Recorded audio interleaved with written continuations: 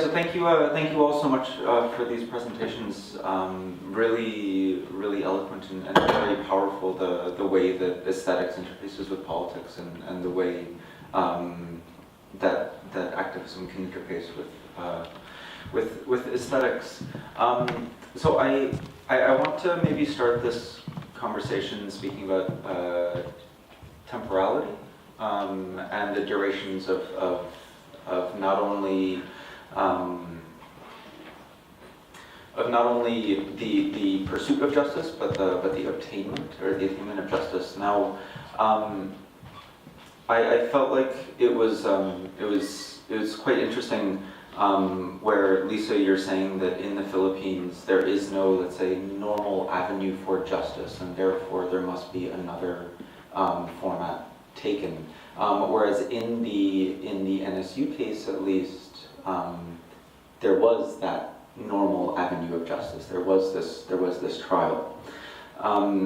But now, in both of these cases, there's something that looks beyond this kind of messianic moment of looking for, the sacred being of the judge who declares justice or not. But I wonder, particularly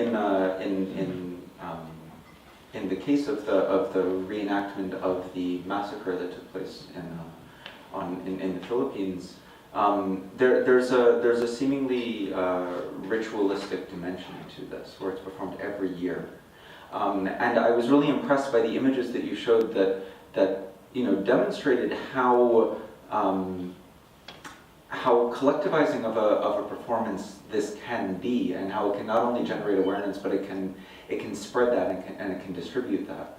But I wonder, could you also speak to maybe how this awareness and how this process of collectivization has temporally disseminated beyond just this one day into, let's say, practices of everyday life, which you did focus on at the end, or institutions of the everyday, for example?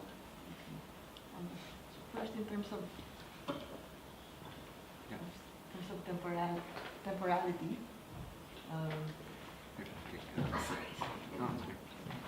So in terms of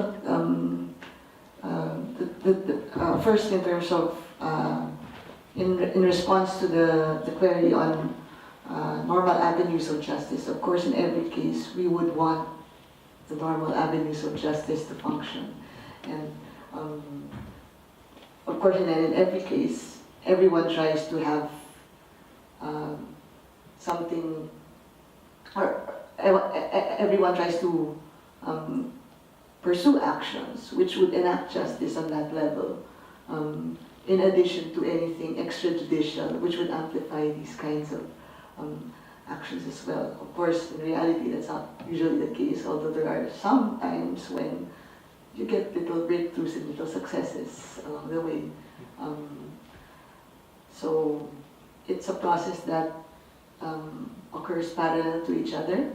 Like you pursue justice through the normal avenues with eyes wide open, knowing what could happen or what could not happen. At the same time, also pursuing initiatives which would help amplify that call for justice, and channel these in public attention also to putting pressure on the normal avenues for justice. And in terms of temporality, I think it's personally amazing that the community which is commemorating and reenacting the Escalante massacre in particular, that they've been able to do it this year after year, regularly without fail, and our colleagues from that particular region say it's the result of really hard work and perseverance on their part to enact that collectivization, meaning consciously organizing families, consciously trying to remember and talk about it, and find ways outside of the reenactment themselves to live together. So there's a larger process of collectivization, and that And the reenactment that you see once a year is just part of that process of how a community, an entire community organizes itself to be able to hold and commemorate. Yeah, I mean, I think I'd like to kind of ask the same question to Natascha, but I just want to maybe mention how in this kind of ongoing process it's of a pursuit of justice, I think, you know, we can understand through kind of each of the presentations the way that that these artistic interventions can function not as these kind of singular acts, but as a part of a context and as a part of a movement. It can contribute. It can, you know, it can generate further attention, and it can generate new ideas. It can generate new strategies as well. But Natascha, could we hear from you about, you know, is it the same where there is a wider network of everyday collectivization that manifests in these moments, but that persists beyond? Yes and no. I think these rituals are also extremely important to create this kind of community and to create a collective mourning and movement also, because it's also about demands of things that haven't been resolved. In the case of the NSU, it was important to the families and their lawyers that justice is brought in court, and we definitely wanted to support that wish of the families, even though in our network there were also doubts about the courtroom as the place of justice, because a lot of the discussions that we have is one of legal violence as one of the very persistent forms of violence, especially in the racist context. But this is something that we also found talking to our friends of Golden Dawn Watch in Athens, and they have the same approach. They say it's really, really important that we put pressure also in court, and that we demand justice in court. So this is something that we felt is a place that we have to respond to and activate. At the same time, reenactment, I think, is also important to reflect as something that you. I think this is more of the microphone. Maybe it's dying.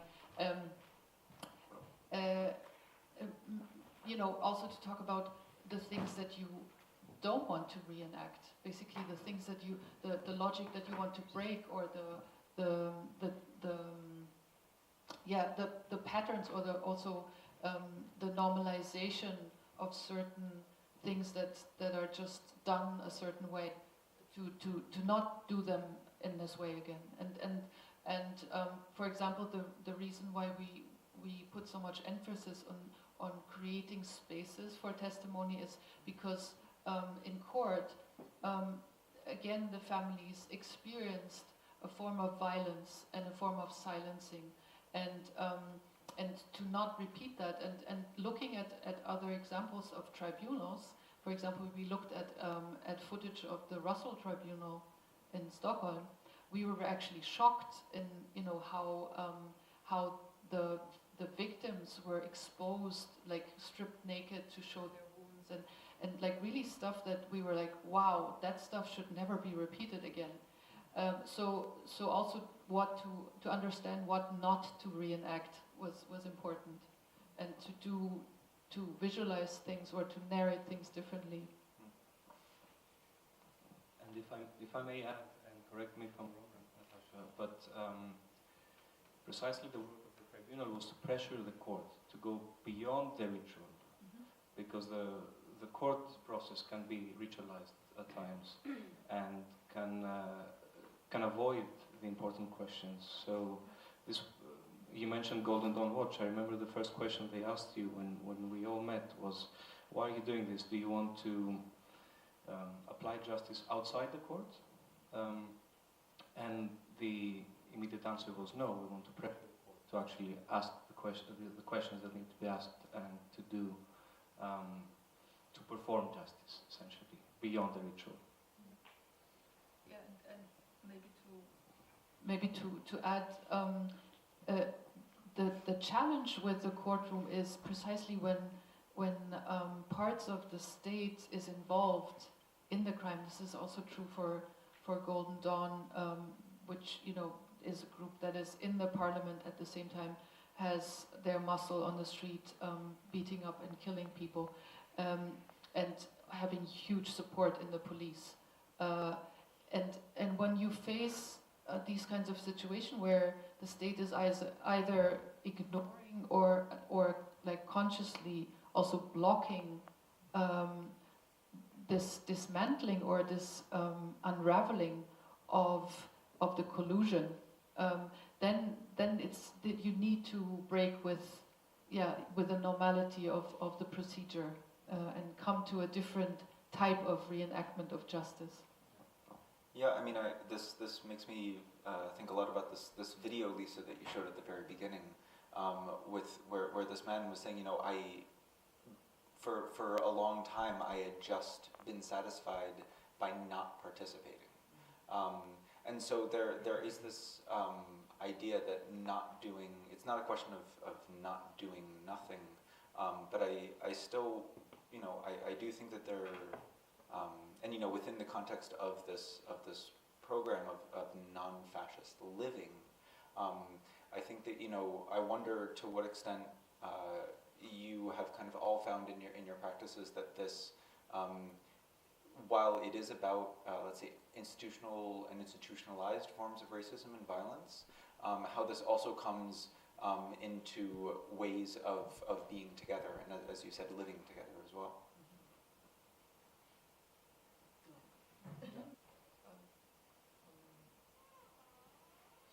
But the person on that particular interview,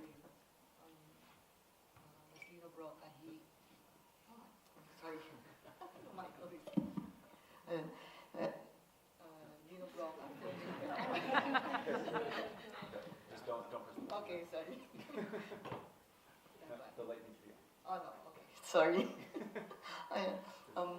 So that was Lino Broca. He was a filmmaker who was also the founding chairperson of the organization, and I precisely included that video because I thought it was very interesting to witness that for him, for found footage to be articulating that moment where an artist who we normally know as very vocal, very committed, very involved, to see that transition in consciousness, where he articulates that moment where he decides to step out from the sphere of being happy with where he was, towards embracing something beyond that. So that I think the filmmaker who chose that particular footage, that was an important moment, which I think we as artists and cultural workers all grapple with and come across at some point. And that stage from choosing to trying to live together and trying to work together as a whole collective, or working together in more collective forms of organization, that is something which really takes a lot of time, consolidation, and conscious effort as well. It doesn't happen naturally, and in many cases it fails. But that's just also a form of social organization. You try to build organizations and ways of working with and across organizations in order for you to be able to achieve something beyond that. So maybe to go back to this point of Natascha. Strangely enough, we had to remember that we were architects. Because what we do essentially is architecture in reverse, right? We deconstruct space, looking for traces of violence that are registered within the urban environment, on buildings or on the landscape. So we actually had to build something, which was almost something none of us had done before. There is a certain corporeality to physical reenactments that cannot be achieved within computer simulation. And I want to share an anecdote from the experiment process, which I think captures that quite strikingly.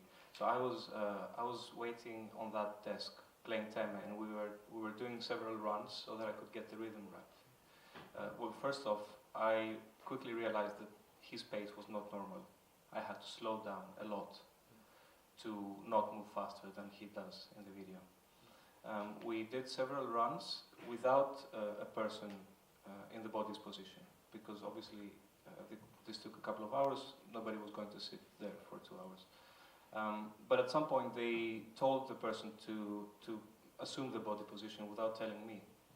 So when I turned around to leave a coin, I thought I was still practicing the rhythm, and I saw a body in front of me. And then it became obvious that there is no way that this guy has not seen the body. Also, when we were playing the sound, it's one thing to actually understand through computer modeling that a sound is audible from a certain distance, but being locked up in a space about this big and pushing play on a gunshot, it's beyond doubt that you can hear a gunshot from a distance of 10 meters. So it was a new process for all of us, I think, and it did add a dimension that we hadn't included in our work before. Okay, just with more on this kind of question of inclusion. I mean, sitting here, kind of in the floor plan, it feels very vast. It feels very big. 77 square meters has never felt so big. But with walls and seeing the way that it looked, it's just a note of kind of how dramatically different space changes in the way that we experience it and the interfaces that we have for it, whether our bodies or otherwise. With that, I maybe want to open up the audience to questions. I see the first one there. Thank you.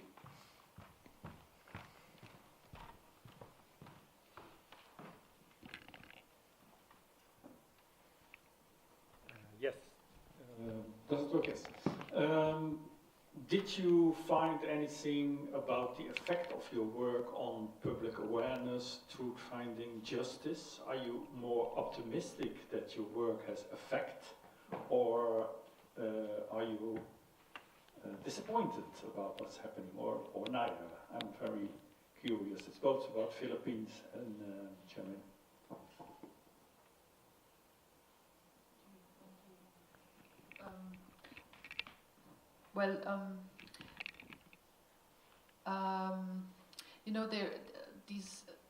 When you look at the history of these kinds of struggles, they're never resolved in a short time. Talking about temporality, you can also name other cases like the Uri Jallo case of a refugee who was who burned alive in a prison cell in Dessau. The initiative is active since 13 years now, and you come close to, bringing this reopening the case, and then again it's closed. There's a back and forth, and you have to prepare yourself for a long struggle, because I was mentioning earlier, we talk about continuities of institutional and structural racisms, and also of continuities of collusion of state and Nazi groups, and not just only in Germany. This is we see the same thing in Greece, but also in other places,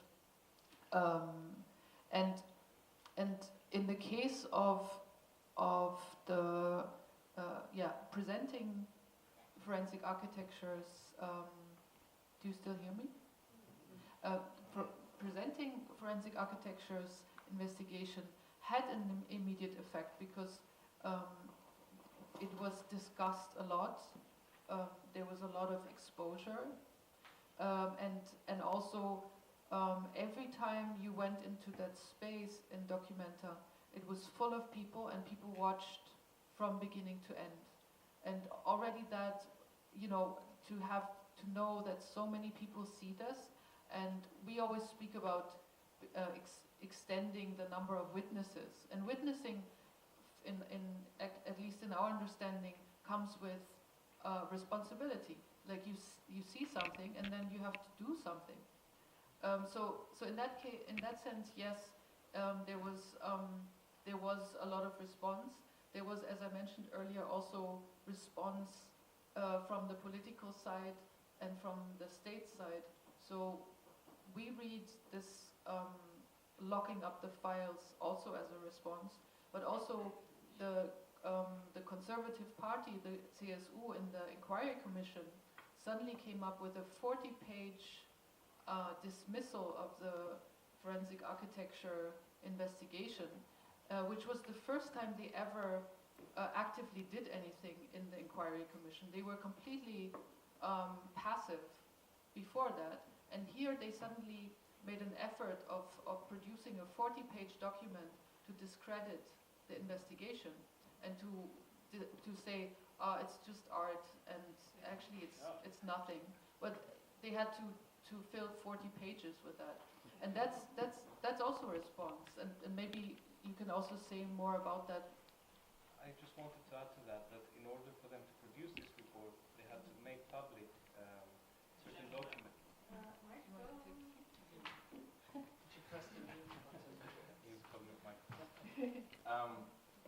I just wanted to say that in order for them to produce this report, they had to make public certain documents that were locked prior to our investigation, right? Yeah. Which we did not have access to, and they made them public precisely in order to discredit our findings. But already that is a small victory on our end, because we managed to produce new evidence and open them for public discussion, whether directly or indirectly. Yeah, yeah. Which then led also to making the, which then also led to the idea to make the timeline in addition to the original investigation, because suddenly all of the things that were happening in response also became part of the investigation as it produced new evidence, right? It does take slow, patient work, and our colleagues from Negros, the ones who are directly involved in organizing the reenactments every year, usually when we talk to them, their stories are very hopeful and happy because they've met new people in the course of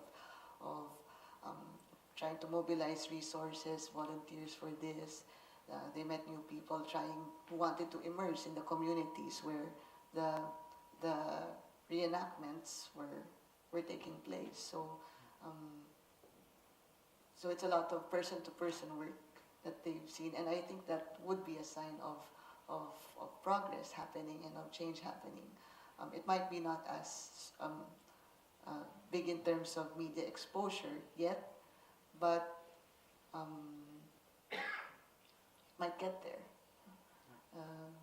But right now, my impression from what our colleagues were saying was that they were really happy with the degree of person-to-person involvement and interest in learning more about the history behind the massacre, how they could help, how could they immerse in the communities. Because these are peasant communities which have so many struggles on a day-to-day basis. And even without knowing the facts about the massacre, just going to these communities and learning about how the sacadas there, how the farm workers there would live their lives was a big achievement within the visual arts. And I wonder how you perceive, does this impact the practice? How does this denomination within the arts as also an architectural practice influence the public perception? And how then, also create a new space between arts and forensic architecture as a practice that creates evidence. So somehow it seems, also forensic architecture fills in a certain institutional void, and how can you, does this nomination somehow challenge institutions, or do you also think it could be working as being depoliticizing a certain practice? To answer to your question, I would have to go back to the root of the term forensic, which comes from the Latin word forum, which is a space of public dialogue, production of political meaning. We understand the forum as something that can take on several forms. One forum is the judicial forum. Another forum could be an extrajudicial forum like a tribunal. The media could be another forum. And we understand cultural spaces as a forum. So when we work within art spaces, we still feel that we're part of a larger political discussion within the public media, which was the case in Documenta, obviously. About 1 million people visited. The project, like Natascha mentioned, was amplified. It was witnessed by the many inhabitants of Kassel, but also the many visitors of Documenta and the people that the tribunal brought to the space and made them confront our investigation. It eventually reached Andreas Teme. Of course, it has been used as a tool to disqualify us from several contexts, like the court in Germany. The CDU, as Natascha mentioned, called us a bunch of artists, but I mean, we are a bunch of artists, but we're also a bunch of architects, we're a bunch of researchers, we're a bunch of scientists, and this is precisely what creates this hybrid practice, and one discipline impregnates the other, and I mean, we work with images, so we argue that artists have profound ability to understand images, to process images, and to create images and eventually evidence. So we have no problem with working within the context of art at all, as long as it's one of the many fora to which we present our work. There was another question right behind. I was wondering that you work on a very interesting crosshair between practical forensic science that has been applied to courts and very tries to help solve very complex criminal issues, and at the same time from the art field. And I think that art can allow itself to be subjective when we talk about different forms of art that touch upon complicated subjects. It can be a personal opinion of said artist. It doesn't have to be about facts. But in your case, you have to touch upon facts. Do you think that sometimes when you have a commission from someone, or when a certain point of you is impelled by a person who is asking you to help, being a victim, a real victim of a situation, but do you think it ever impacts on the facts and the findings that you have, and that you might dismiss certain things or just not think of it, not intentionally, but that it guides your research or forensic process in terms? We try to avoid that, obviously. We make political decisions when we take on a certain project, so we choose our alliances very carefully. We will not be contracted to look at just any case. We filter them very carefully, and this is where ideology stops for us. I mean, it's probably the wrong word, but this is where we make a conscious political decision to take on a certain case, and from that point onward, we try to be as objective as possible towards evidence. So we consciously try not to doctor evidence, and luckily we're a large team, so if one person gets carried away, the other person will kind of drag the team back to reality. So yeah, it's a real it's a danger which we acknowledge and we consciously try to avoid. Okay, are there any Is there another question? See one back there. I don't know if that's a hand raised. Yeah, she asked whether the footage in the video in the internet cafe was reenacted, the ones that were showed in which time? On the left side of the screen. Yes, it was Teme's reenactment. So he was retracing his movements for the police. In fact, in the beginning of the video, you can hear a policeman say, "Okay, go ahead now." So it's a very controlled environment in which Teme is retracing his movements within the space. But still, and in fact he's very careful not to look towards the desk, not to look towards the body, and so does the camera. So again, there's a certain regime of visibility within that video as well. Both camera and witness avoid the body. But still, that was our ammunition to begin to unpack that reenactment. In a sense, what we did in this project was not so much try to figure out what happened. So our reenactment was looking into what could have happened and what could not have happened. So we tried to exclude certain possibilities and precisely prove that based on that material that the police had, they could not exclude Teme as a witness. Just to add to this, the video, the reenactment that Andreas Temme himself did was leaked. So it was part of the police investigation, and somebody put it on YouTube. And this was basically a starting point also for us to approach forensic architecture and to show it and to say, is this something that you can work with? It's interesting because I've seen it 2 times when Ismail Yozgat, the father of Khalid Yozgat, does the reenactment in, for example, in the Parliamentary Inquiry Commission, but also in court.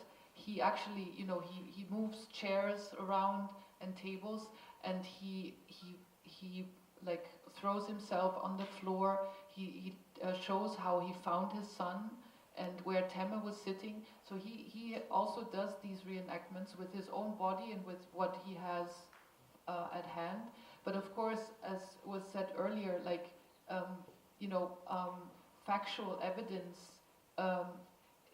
is often seen in a different, or valued in a different way than like an emotional presentation that the father did, even though his knowledge is actually very valid because he was there and he knows the place very well. But just to add to this, that this video, I think you said at some point that it's a piece of evidence in itself, and maybe even constitutes a crime in itself, no? If you will, there was a bomb after the bomb after the bomb, right? The third bomb being the destruction or fabrication of evidence, the violence against the evidence itself, which is what we focused on in this investigation. Okay, we have time for one more question. I think. Nope. She wanted to say Sorry. something. Sorry, I couldn't.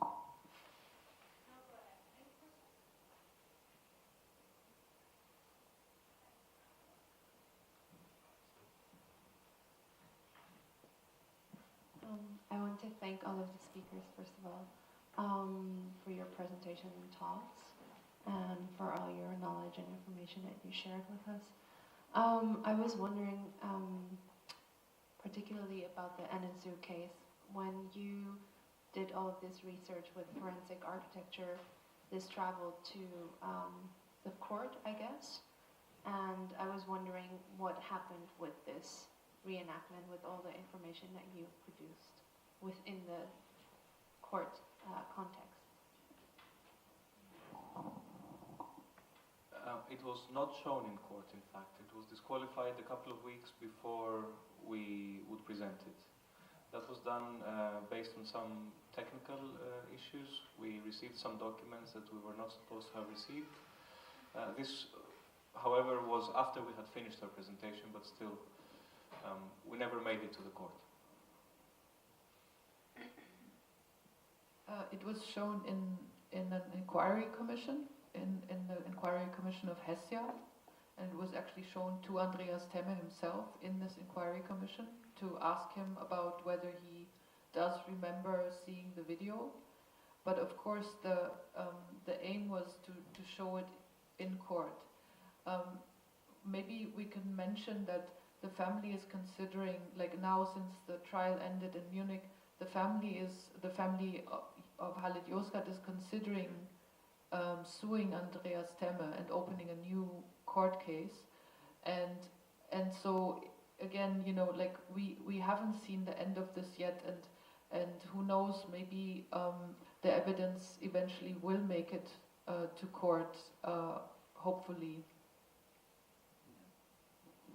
Yeah, but I think that this is also maybe to close the session, to go back to kind of the name of this of the program, Evidentiary Methods. There's their reenactment, I think in each of these cases, is a way of turning material, or let's say raw data, into what we can think of as evidence or information. But the forums for the display and debate of each piece of evidence is that transition from material to evidence is specific to the forum in which it is viewed, it is discussed, it is debated, and I think it should be seen as a very kind of high.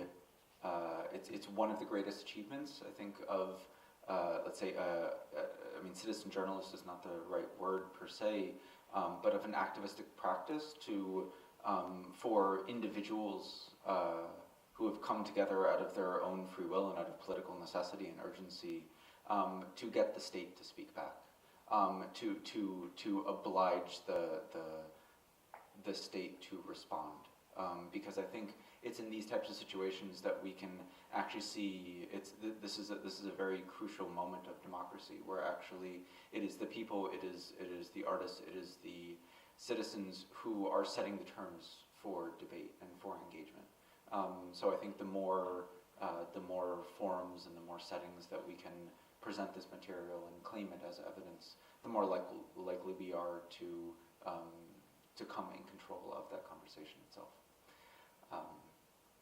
So with that, I would like to thank all of the participants tonight, Natascha, Stefanos, and Lisa. I'd like to thank Wietske, I'd like to thank Maria, I'd like to thank everyone else from Bach, all of you for coming, and I'd like to invite you out to the lobby to join us for drinks, where you can ask more questions, but for now, let's maybe give all the speakers one last round of applause. Thank you.